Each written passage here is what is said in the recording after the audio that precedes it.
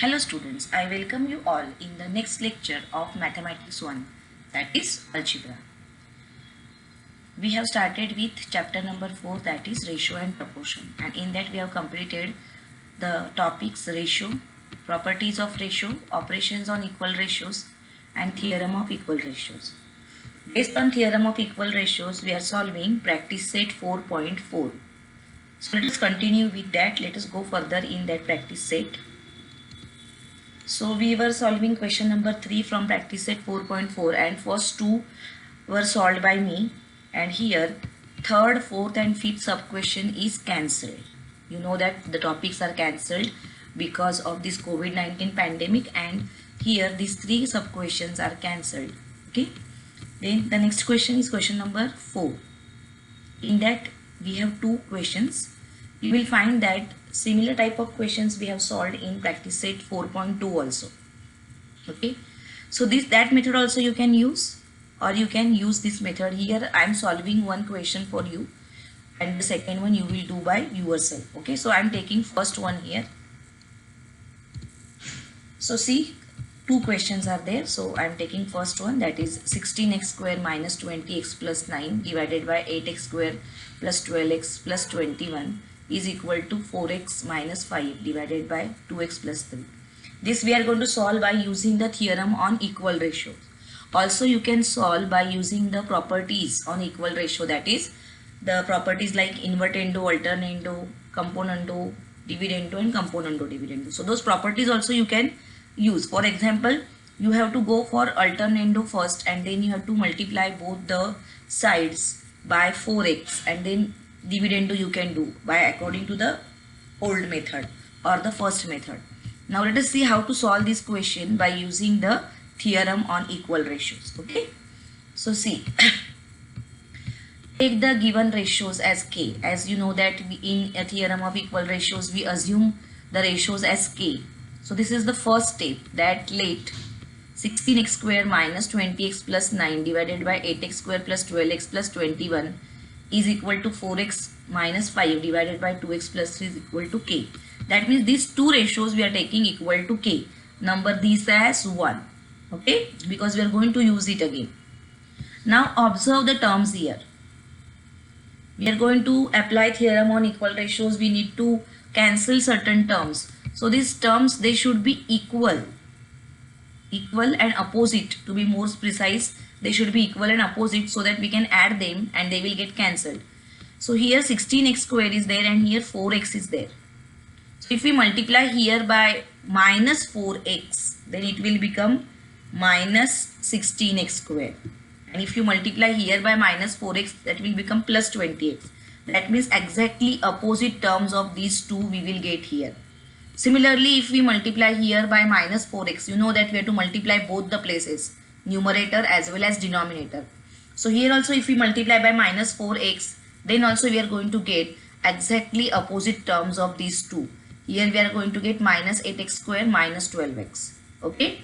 So to get those equal terms or like terms, let us multiply and divide the second ratio by minus 4x. Okay. See, you can see here it is divided by, multiplied and divided by minus 4x. Okay, and equal to k is also written.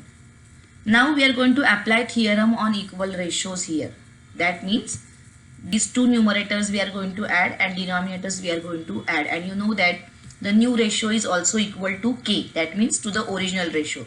So by the theorem on equal ratios we can write down here, see, first three terms here, 16x square minus 20x plus 9 written as it is, plus these two terms are written, minus 16x square plus 20x. Similarly down, see, these three terms from the denominator of first ratio are written, plus these two terms are written. Okay. Now here I have multiplied by minus 4x. If you want, you can multiply by plus 4x also. But then here you need to subtract. This change you have to make. Okay. So to avoid that, I have multiplied only by minus 4x so that clearly we can add it. Okay, one step is not added, because you know that if when you are writing minus sign, you have to write down the two terms in the bracket, then opening of bracket should be done. So to avoid that, I have multiplied by minus 4x so that I am getting the opposite terms, and adding will help me better. Okay, I can save my one step here. So this is written. Okay, now you will observe that plus 16x square and minus 16x square cancelled, minus 20x and plus 20x cancel from numerator. Similarly here 8x square and minus 8x square, plus 12x and minus 12x. So what is left out with you is 9 upon 21. Okay, so this is equal to 9 upon 21, which we can reduce further to 3 upon 7. Number these as 2. Now see, observe first and second statement. This is also value of k and this is also value of k. So from 1 and 2 we can write that the smaller ratio, that is 4x minus 5 upon 2x plus 3 is equal to 3 upon 7. Okay, we have to equate them. We have to make use of these two statements. Observe them carefully. This is also value of k and this is also value of k. So from that we are taking simplest ratios. This is simple one and here this is simple one. Okay, so we are equating them and writing. So write down the reason. From 1 and 2 we have got this. Now when we cross multiply, we are going to get value of x. Okay, so go for cross multiplication here. See, 7 into 4x is 28x and 7 into minus 5 is minus 35. Similarly 3 into 2x is 6x and 3 into 3 is 9. So your next step is ready, that you are cross multiplying here. So 7 into 4x minus 5, if you open the bracket you are going to get 28x minus 35 and here 6x plus 9. Now the next step, all of you know obviously that we have to equate the like terms. So this 6x we will shift here to the LHS and minus 35 we will shift here to the RHS. Okay, so that is our next step. So 28x minus 6x is equal to 35 plus 9. So 28 minus 6 is 22 and outside we have x, or x is common you can say. So here 22x minus 6x is 28x minus 6x is 22x and 35 plus 9 is 44. So we got this 22x is equal to 44. From that we can write down that x is equal to 44 divided by 22 equal to 2. This is value of x. Okay. So in this way you are going to solve the sum. All of you please copy it down.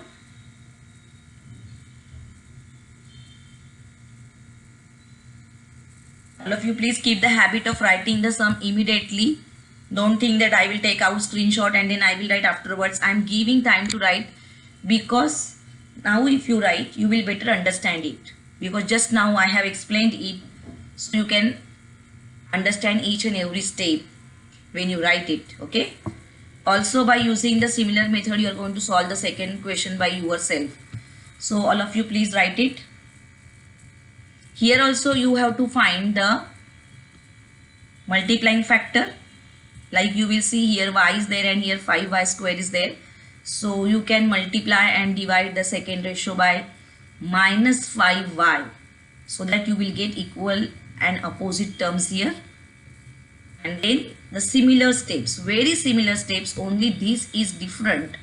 Here you will write minus 5y. Check here that you want to equate this. So you have to multiply and divide by minus 5y. That is the difference here. Exactly similar steps you are going to follow.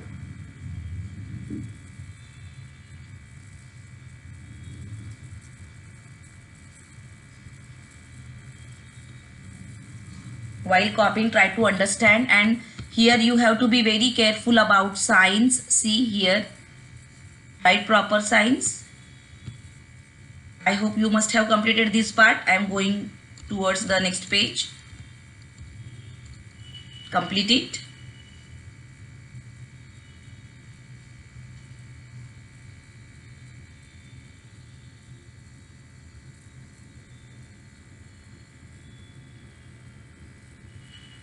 Algebra is all about signs. All of you know that. If you use them properly, then it is very easy. If you are making any sign mistakes, then next all the steps will come wrong. So be careful about signs while writing.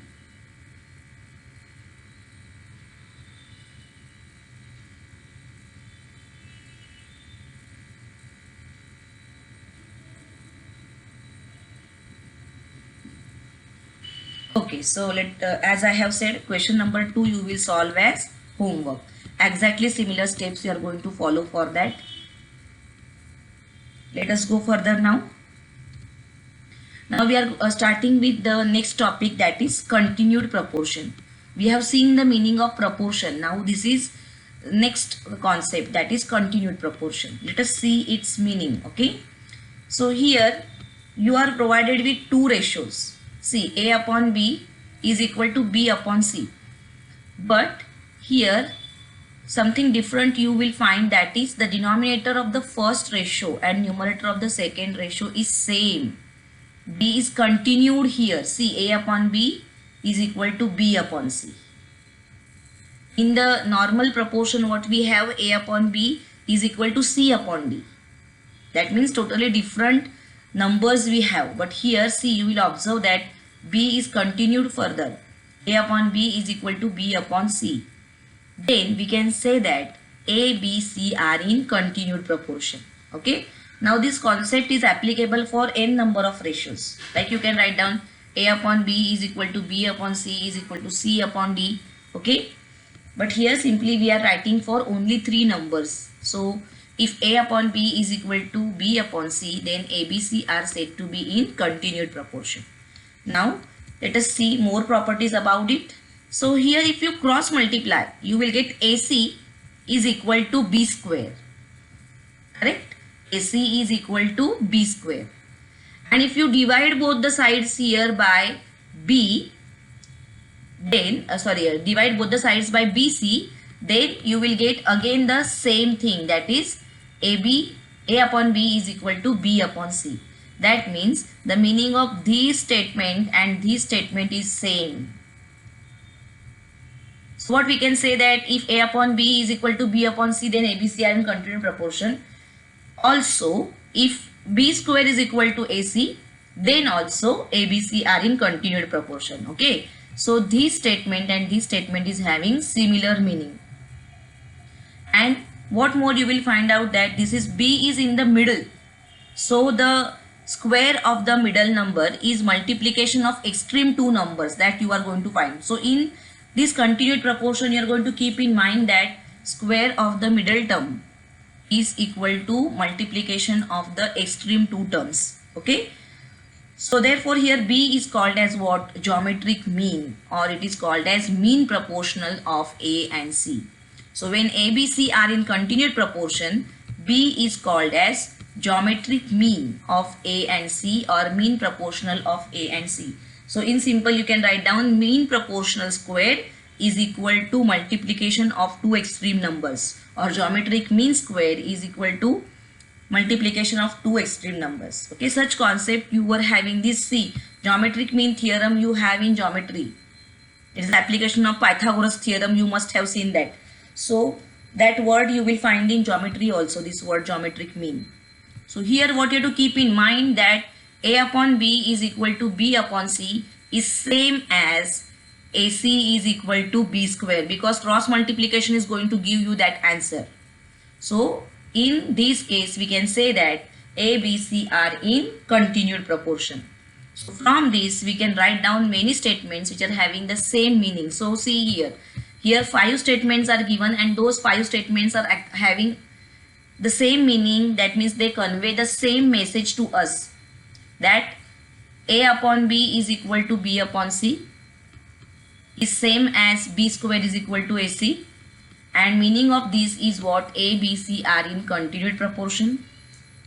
This means that B is geometric mean of A and C, correct? Or B is mean proportional of A and C.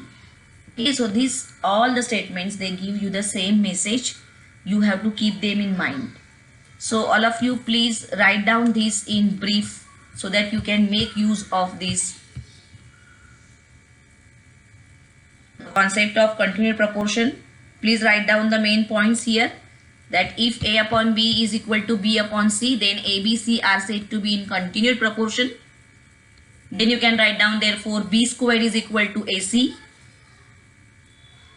And then write down B is called as geometric mean of A and C, or B is called as mean proportional of A and C.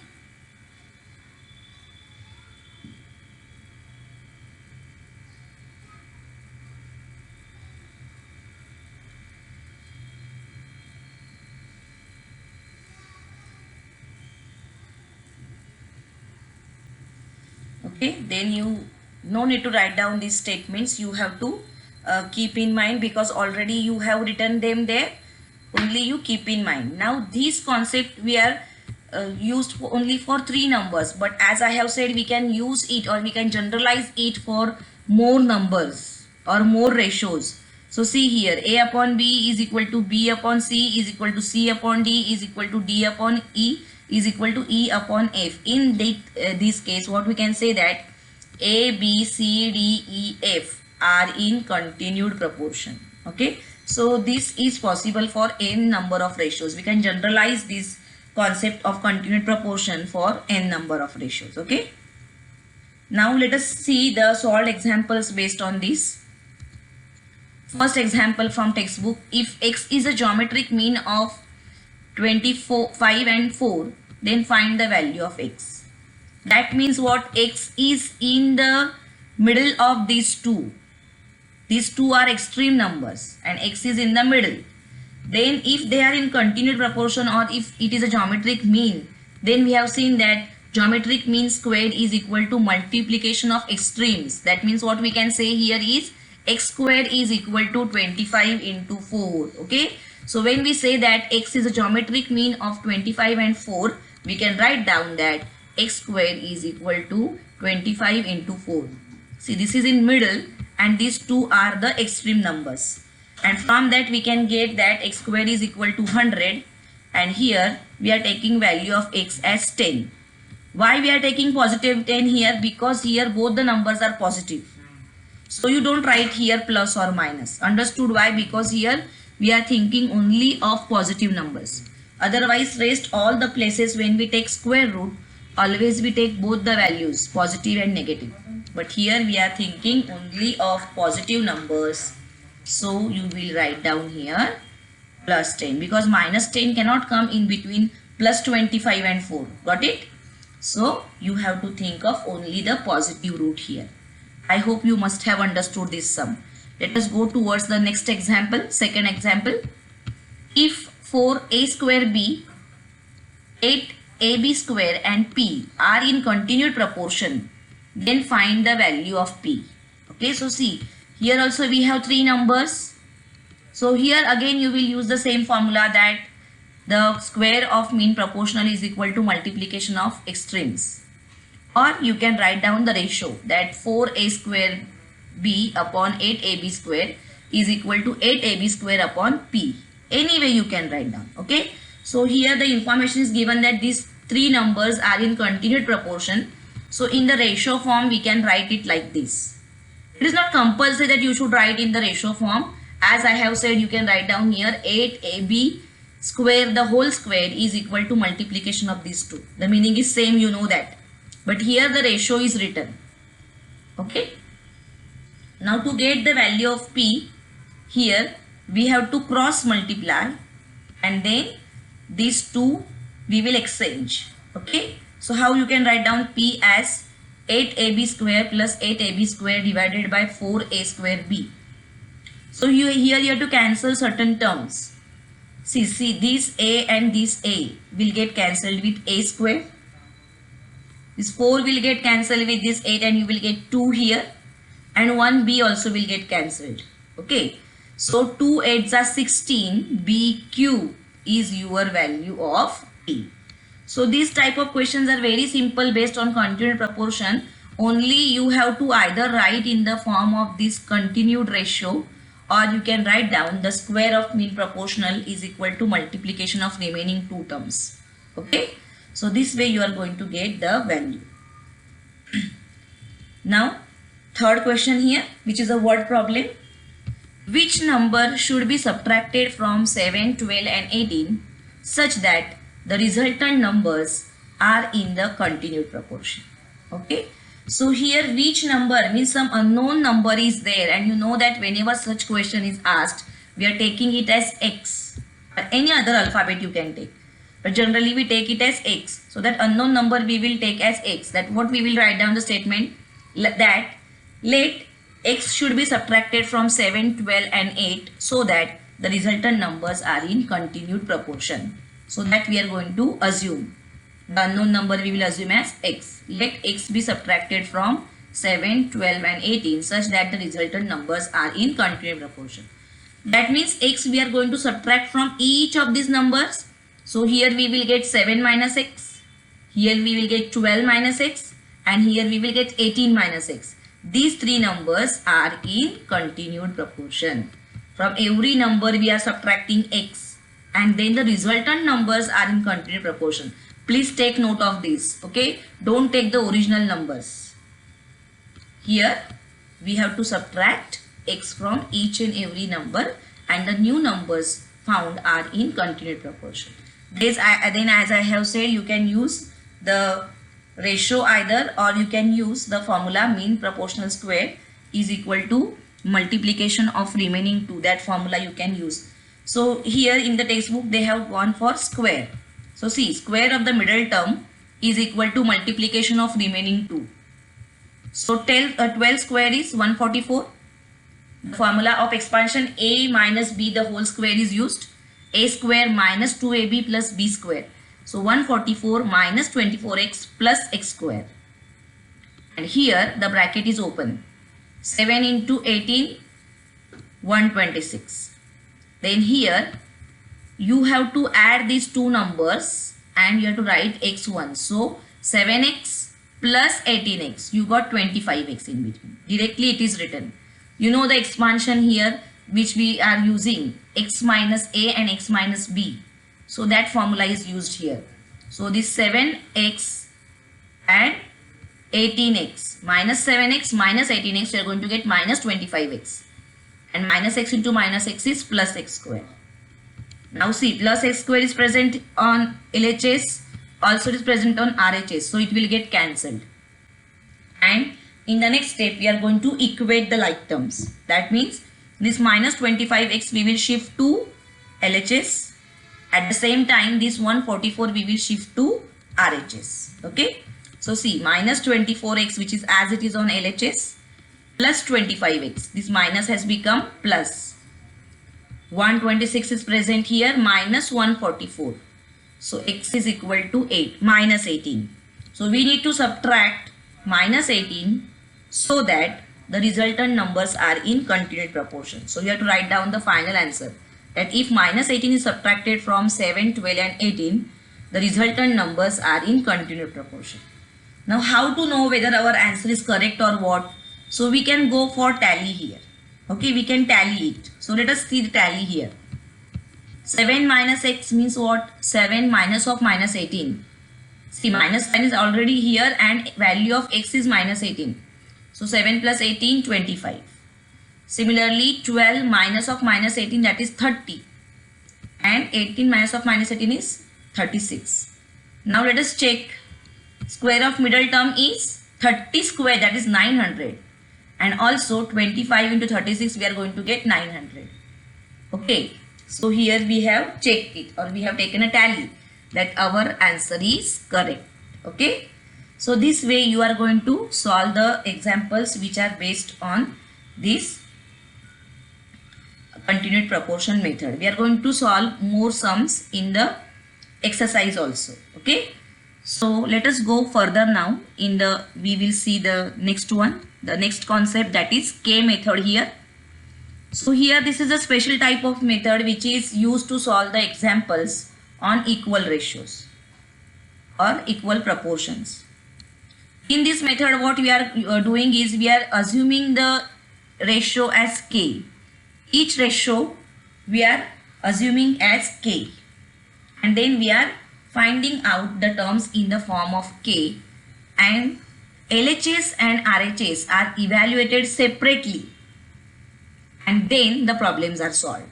Okay, previously we used different methods there, like the theorem on equal ratios, and then we have seen the continued proportion method. Also we have seen the properties of equal ratio, that is componendo, dividendo, invertendo, alternando. So different methods we can use to solve the questions based on the equal proportions or equal ratios. Now in that we are continuing with K method. Okay. In this method always keep in mind, whenever K method comes, you have to evaluate LHS and RHS separately. That is left hand side and right hand side you will solve separately. And then you are going to check it. Okay. So let us see the solved examples based on this. First one, if A upon B is equal to C upon D, then show that 5A minus 3C upon 5B minus 3D is equal to 7A minus 2C upon 7B minus 2D. Okay. So as I have said that these equal ratios we are going to assume as K. So our always the first step is that let the given ratios are equal to K. That is let A upon B is equal to C upon D is equal to K. Then I told that these numerators we are going to write in the form of K. We are going to go for cross multiplication. So here we can write down A is equal to BK. See, cross multiplication is done. A is equal to BK and C is equal to DK. Okay. Now we have found these values of numerator in the form of K. These values we are going to substitute here. But while substituting, as I have said, we will evaluate LHS and RHS separately. That means we are going to take only LHS first. These two values we are going to substitute in both the sides. Okay. That means in place of A we are going to write BK and in place of C we are going to write DK. So let us take left hand side first. So left hand side is what? 5A minus 3C upon 5B minus 3D. So in place of A we are writing BK and in place of C we are writing DK. Now you will observe that in the numerator K is common. So K is taken out common and inside the bracket we have written 5B minus 3D. Also denominator we have written in bracket 5B minus 3D because it is same, and then we can cancel it and the value of LHS is K. Similarly in RHS, again in place of A we are going to write BK and in place of C we are going to write DK.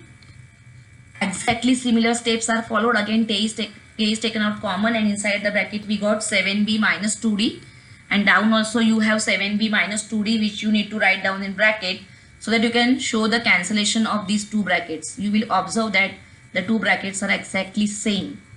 So LHS is also equal to K and RHS is also equal to K. So we can say that LHS is equal to RHS and therefore the question or the equation is correct. Okay.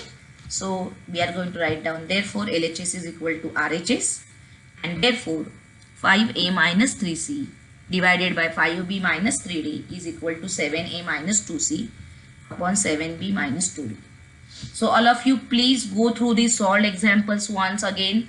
All of you try to understand the concept which I taught you today. Okay. Go through all the things once so that you will understand it better. Remaining solved examples and practice set 4.5 we will start in next lecture. Okay students. So still till that you stay home, stay safe, take care of yourself. Okay students, bye.